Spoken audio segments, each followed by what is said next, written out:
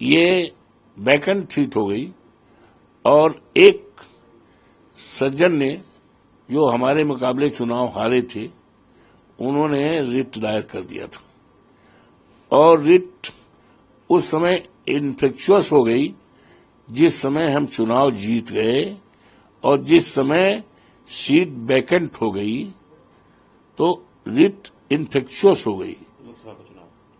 हाँ, चुनाव जीतने पर और चुनाव जीतने के बाद विधानसभा मिल्कीपुर से एमएलए का इस्तीफा देने के बाद, विधायक का इस्तीफा देने के बाद वैकेंट हो गई और वैकेंट घोषित हो गई तो जो भी रिट है वो in the I of law ये इन्फेक्चुअस हो गई।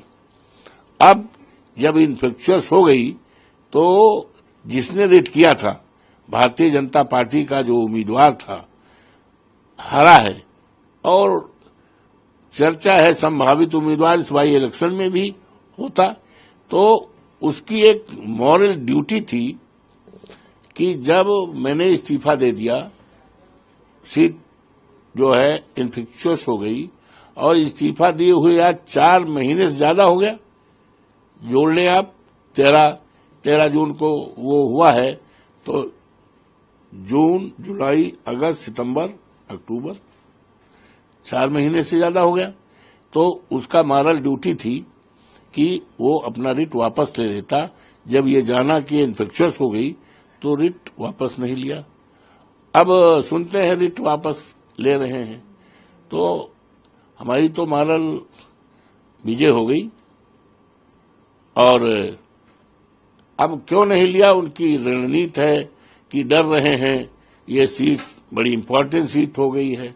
इसकी चर्चा जो है बीजेपी के लोगों ने राष्ट्रीय विधानसभा बना दिया है क्योंकि अयोध्या से जुड़ी हुई है, ये माननीय अखिलेश यादव से जुड़ी हुई है, अवधेश प्रसाद कार्यकर्ता से जुड़ी हुई है। तो इसकी चर्चा देश और दुनिया में हो रही है और उसी क्षेत्र का ही मिल्कीपुर है, तो इसीलिए। और माननीय योगी जी 4 बार कार्यक्रम लगाए, 1 दर्जन से ज्यादा मंत्री उनके 1 महीना से, लेकिन जनता टच से मसला नहीं है। पूरा डिसाइड है कि हमें तो समाजवादी पार्टी को जिताना है, साइकिल पर बटन दबाना है, इंतजारी केवल है चुनाव आयोग कब चर्चित घोषित करे, कब मौका मिले कि हम साइकिल के बटन दबा करके और अवधेश प्रसाद के बेटे अजीत प्रसाद को चुनाव ऐतिहासिक जीत करें, जिससे कि जिस तरह से अवधेश प्रसाद को जिताया तो देश और दुनिया में चर्चा हो रही है, उसी तरह से अजीत प्रसाद को जिताकर एक इतिहास बनाना चाहती है वहां की महान जनता, वहां के देवतुल्य मतदाता। तो ये डर है, इसलिए नहीं किया। और हमारे नेता ने कह ही दिया कल कि जंग जो टाला जंग हारा। माननीय अखिलेश जी ने कह दिया जो जंग टाला वो जंग हारा, तो वो हार गए हैं और हमारी नैतिक जीत हो गई है। निश्चित तौर से आने वाला चुनाव जो होगा बहुत बड़े वोटों से समाजवादी पार्टी जीतेगी।